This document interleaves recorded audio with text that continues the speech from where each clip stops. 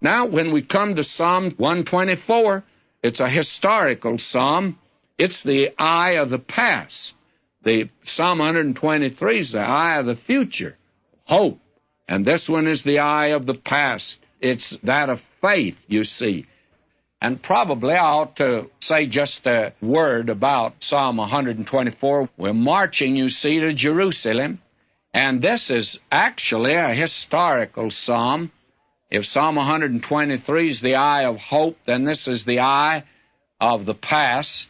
And this is a historical psalm in that connection.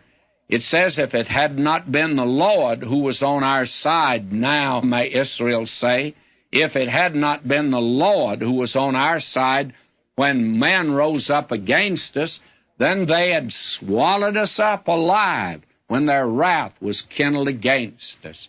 In other words, as they look back over their history, it's obvious that God has moved in their lives and made it possible for them to come up to Jerusalem to worship, and they are giving thanks to God for that. Then the waters had overwhelmed us. The stream had gone over our soul. Now, these would be the waters of the Red Sea, the waters of the Jordan River, and the waters of circumstances in which they found themselves many times.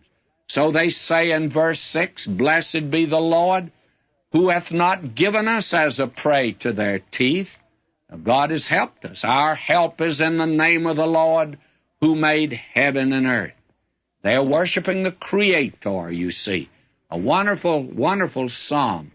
Now we come here to Psalm 125, and they come now in sight of Mount Zion.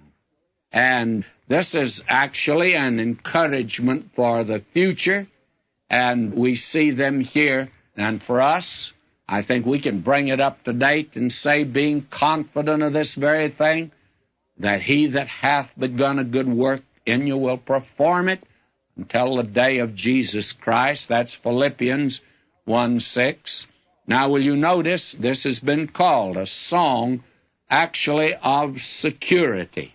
A wonderful song of security. And we find here now that it also looks toward a time of the restoration of these people. Now will you notice, they who trust in the Lord shall be as Mount Zion, which cannot be removed, but abideth forever. You see, now the pilgrims have come up from all over that land and beyond that land. And they came up where they saw the mountains of Judea. Then they saw the hills around Jerusalem. And now they actually can see Mount Zion. And they're moving in that direction. Now they are where they can see Jerusalem clearly. Notice verse 2. As the mountains are round about Jerusalem, so the Lord is round about his people from henceforth, even forevermore. This is a very wonderful psalm, the blessed assurance that all who put their trust in Jehovah are like the unmovable, never-changing Mount Zion. And that is the wonderful teaching